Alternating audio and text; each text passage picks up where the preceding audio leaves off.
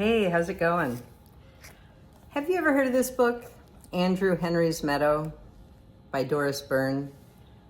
This is a book that I can't even tell you how many times I read as a kid. I loved it. This is the story for those of you who don't know it. So Andrew Henry was a very smart kid. He could build anything, he could invent anything, and in his house it was just too crowded for him and his ideas. He kept getting in trouble for building helicopters in the kitchen. I mean, look at this. Look at what he could build. He could just figure it all out.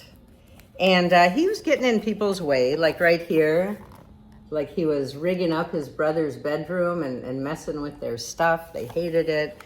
Same was true with his parents. They're just like, Andrew Henry, get out of our way. And he finally got the message. And so he decided that, his genius was not welcome. So he got to pack up his tools. I always loved a good tool kit. I still do. He packed up his tools and he headed off, like to go find a place that he could call his own. And of course, he ended up in Andrew Henry's Meadow. And the cool thing about Andrew is that, nothing stopped him from doing what he wanted to do. So he said he was going to go build himself a house, and he did. Look at that cool house he built. And then more kids came. They just came out of the woods, out of the woodwork, bringing their bird cages and their mud pies from the oven, and their tubas and trombones, and all the things that they loved that just weren't welcome in the world of their family, of their adults. So it ended up, he built, I want you to see all that, 9 houses in Andrew Henry's Meadow for everybody's different interest. It was so great. And all the kids loved it, and they were living their best life. And then, of course, eventually the families came, and they finally found them in the meadow. And it was a joyous reunion because the kids did miss their parents. But they had built this place for themselves where they could experience their creativity, they could experience freedom, and they were supported in who they wanted to be. I love that idea. I love that idea. And so that just always kept my imagination open in my life to what was possible. And it just brings me back to like my younger brother and I used to run around our neighborhood with our gang of friends and over to the neighborhood. We had to walk over to get to the neighborhood. And it was just days and days, hours of imaginary play with our friends.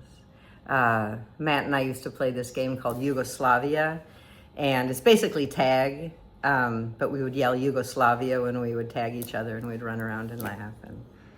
And that was so fun. And Matt loves Andrew Henry's Meadow. That was something that we really shared. And so when I think of that, I think of him, and I think of the joy that we shared together.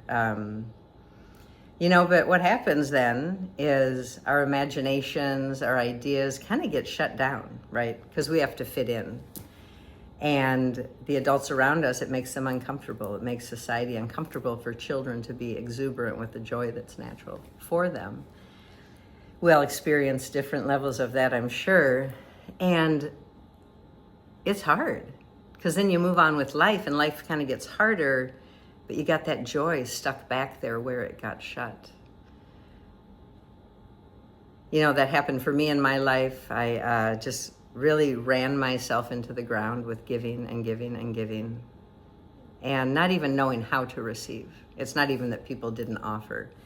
I just didn't even know how to do that. And I was depleted, and I just kind of wondered, like, gosh, am I going to be happy ever? Do I get to be happy? And I finally decided I could. And quite honestly, it started with me looking at myself in the mirror, in my own eyes, and saying, you can be happy. What does it feel like? Do you even remember what it feels like to be happy? And over time, I was able to find that. And I can say now, I'm in joy most of the time. I have been able to find that in myself and cultivate that in my life and my relationships. And it's really easy for me to access it. And I'm so grateful for all the life lessons that has brought me to that point. And the cool thing about our system, our heart, is that our heart loves us. We love us. And so when the human parts of us reach in and say, I want to learn, I want to know where my joy is, I want to reconnect to my joy, the cool thing is that our heart answers and we remember. So just for the fun of it, I would encourage you, if you'd like to experience, take a little time for yourself. Maybe in the sun, maybe in a place that you know brings you joy already. And just allow yourself to notice what memories come up when you ask yourself to reveal your joy to you. Might be a big thing, might just be a little glimmer, but it's there. We don't lose our joy. It's our joy. It's ours. It's in us, and you have access to it. So I encourage you to try that if you'd like. And for a deeper experience, this Sunday I will be releasing a meditation that I'm calling Remembering Joy and Creating Peace. And really what that is an invitation for you to reconnect to your imagination, your creativity, create a safe space for yourself in your inner world to create a place of peace that you're designing, you're decorating, you're making it the place you want to be. And then when you're out here and you can't go back in there, you still know you have that place of peace within you. So I would love to guide you through that. So look for that on Sunday. And just allow yourself to remember your joy, even if it's just a little bit, because it hasn't gone anywhere. Yeah. Peace to you on whatever is following this in your day. Thanks.